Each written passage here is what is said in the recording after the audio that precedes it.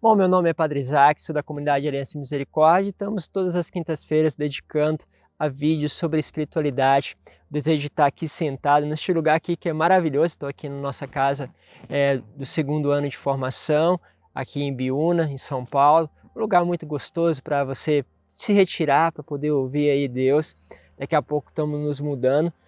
Vou mudar junto com a Fraternidade dos Adoradores. Nós somos responsáveis dentro da comunidade Aliança e Misericórdia daquilo que é a intercessão pela comunidade, estar aos pés ali da Eucaristia de Jesus Eucarístico para rezar e interceder pela humanidade. Então, também, se você tem intenções, desejos aí que querem colocar em oração, saiba que podem contar com as nossas orações. Queremos levar, sobretudo, essas intenções diante de Jesus Eucarístico. Vamos mudar aqui para uma cidade bem perto, chama São Roque, no sítio que já nós temos, e é um lugar também maravilhoso. Então em breve vocês vão ter um pouquinho de mudança do cenário, alguma coisa diferente também na natureza, mas também vou ver se eu posso estar com vocês num ambiente um pouquinho mais fechado, porque embora isso aqui seja maravilhoso, para quem edita, para quem trabalha, sabe que realmente é uma luta, porque tem o vento que sopra para lá, para cá, ruídos, agora está passando um avião, daqui a pouco é uma roçadeira e assim por diante. Então é sempre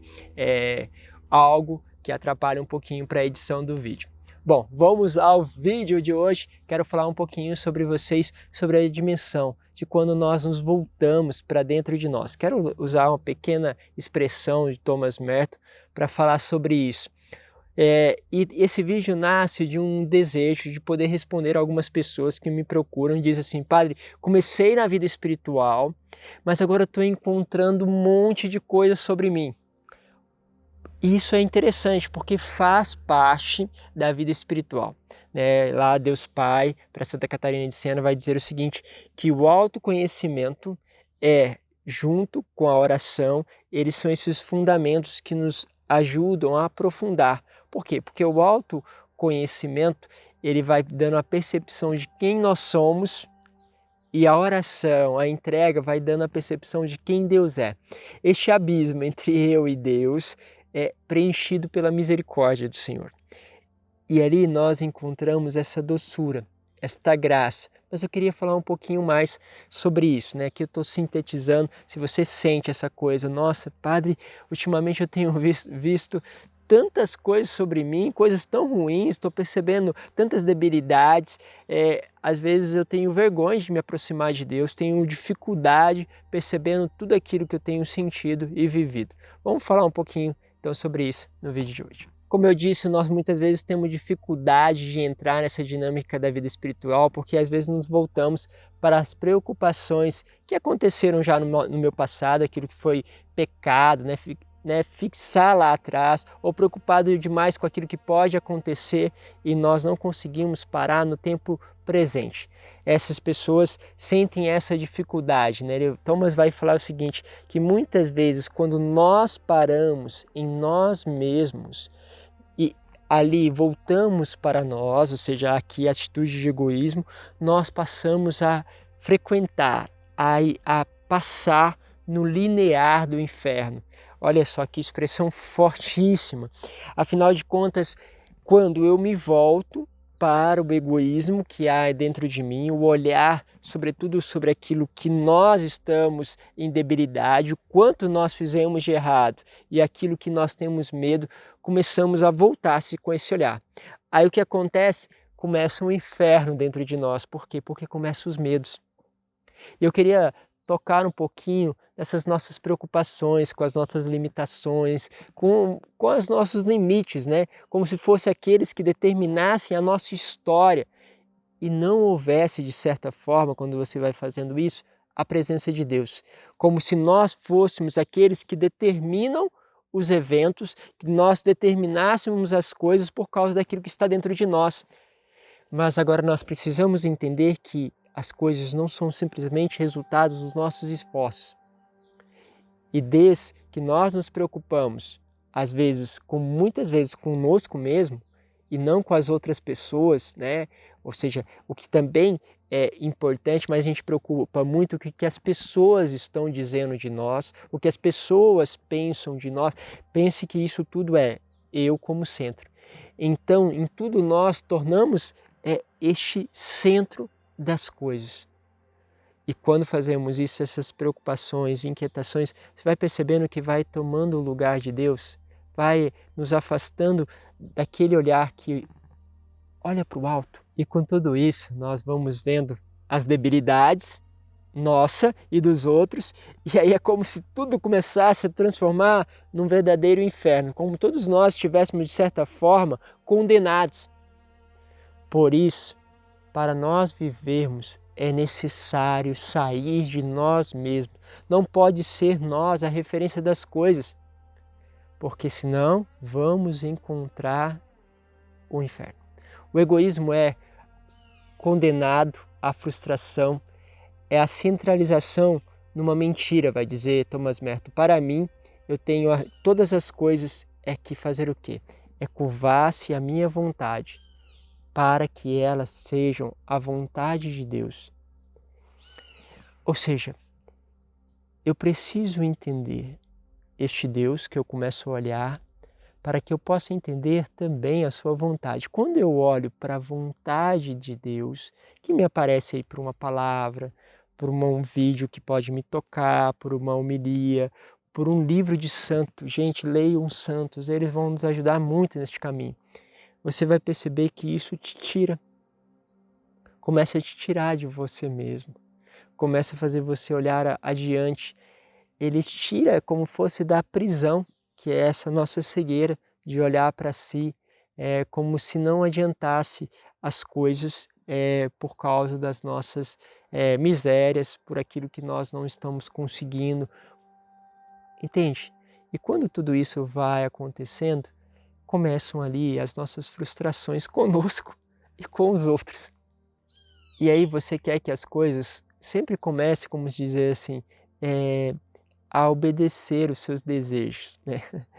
Então eu tenho um desejo assim, você começa a querer que os seus familiares obedeçam os seus desejos, você quer que seus amigos pensem como você quer que aquele outro lá tenha uma mudança tal.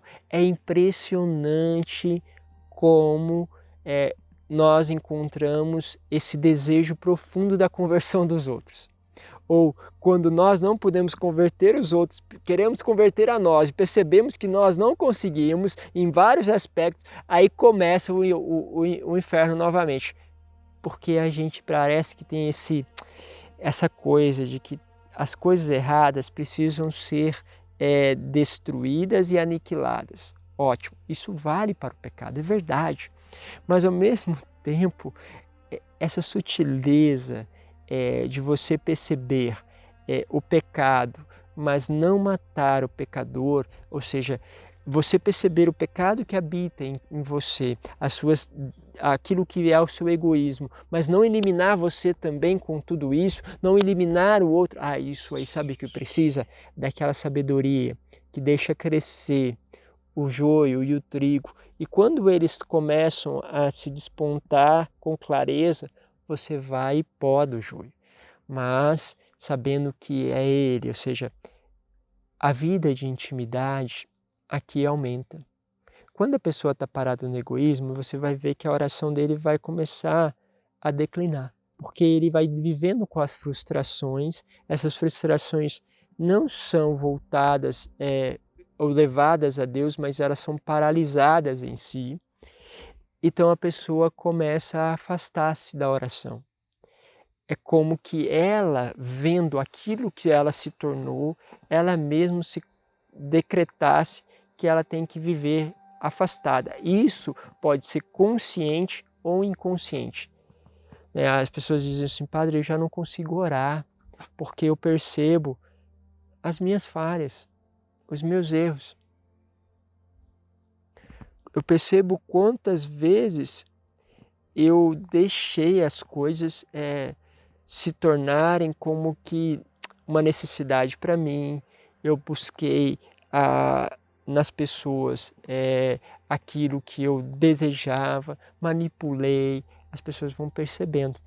E aparece aí, né, a gente sempre fala aqui na nossa casa, né, primeiro, um dos primeiros momentos, assim, quando você vai aprofundando na vida espiritual, né, na formação, a primeira coisa que acontece é isso. Eu me lembro quando eu estava começando e tinha alguns pecados que eu não aceitava, por exemplo, ciúmes, inveja, isso era uma realidade tão longe de mim, tão longe, que eu percebia que aqueles pecados não faziam, de certa forma, espaço na minha vida.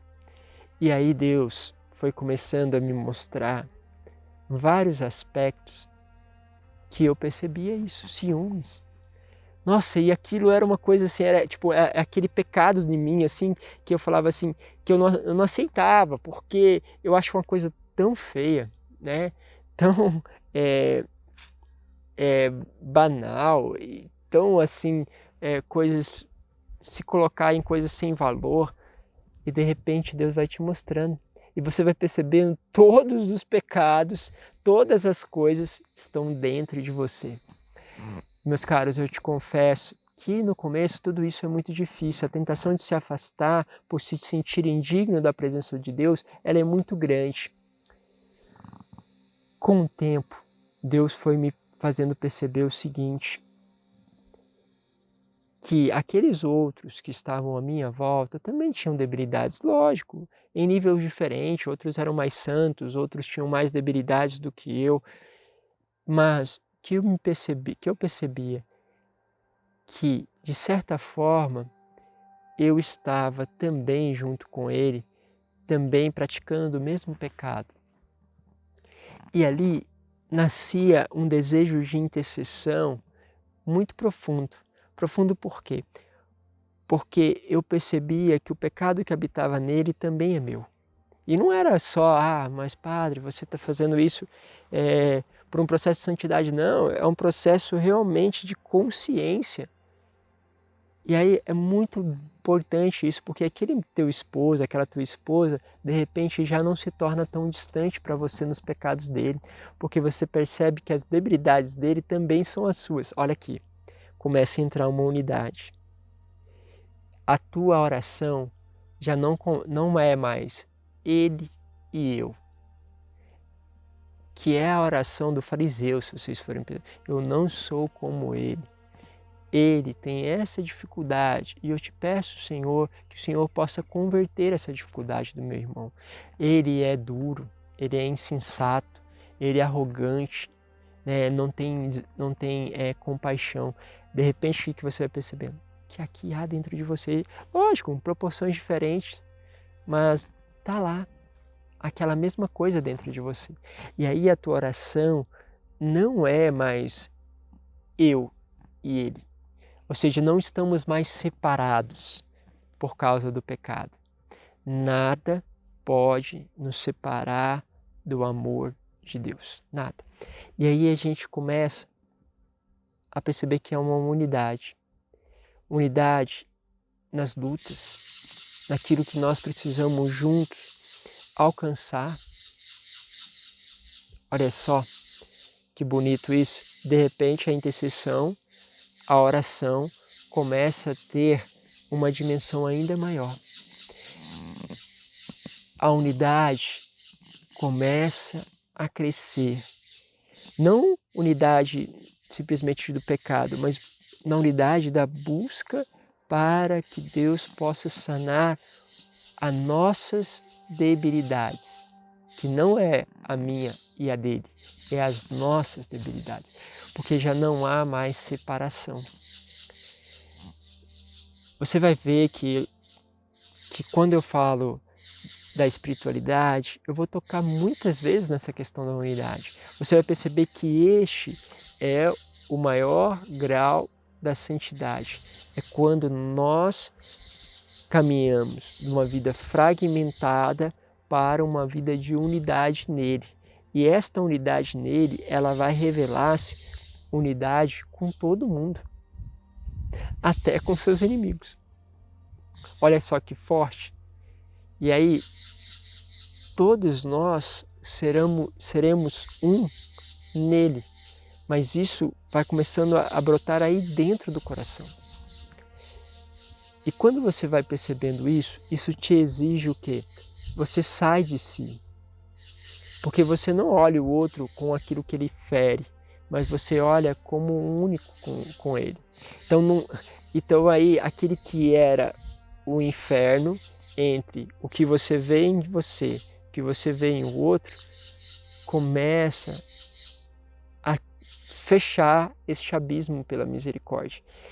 E você começa a poder a ter compaixão dos seus próprios limites, como você tem do outro. Você sabe dos sofrimentos e você percebe que nesses sofrimentos você está unido a Cristo, que está unido a todos. E que isso já não pode mais causar separação. Ah, mas então eu posso viver de qualquer jeito. Não, porque aquele que ama não é capaz de viver de qualquer jeito. Uma mãe não vive de qualquer jeito. Pelo contrário, ela tem extrema doçura para o seu filho. E por ter extrema doçura e amor pelo seu filho, ela não pode viver de qualquer jeito. Ela não quer viver de qualquer jeito. Ela ama tanto que se ela perceber que as debilidades afetam o seu filho, ela está disposta a mudar.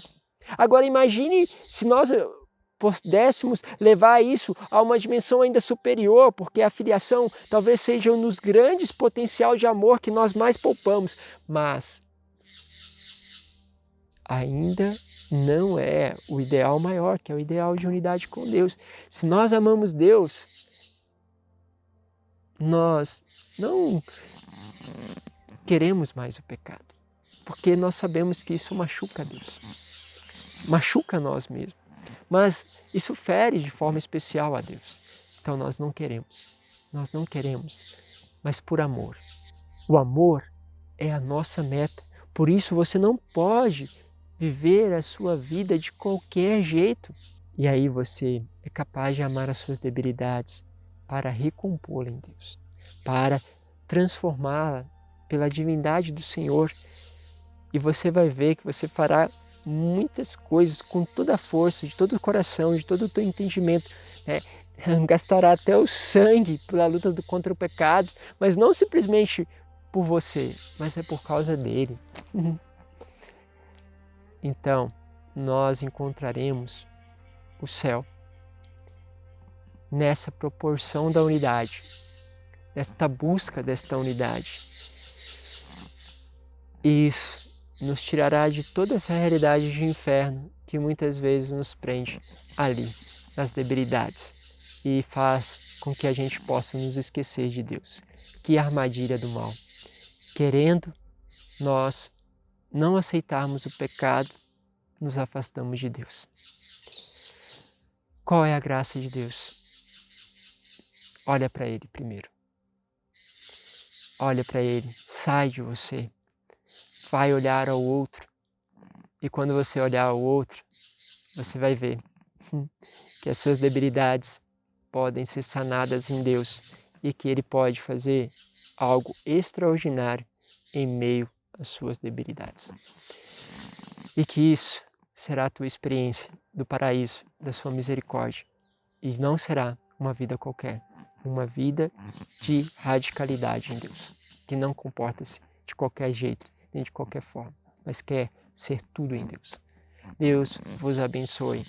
Em nome do Pai, do Filho e do Espírito Santo. Amém.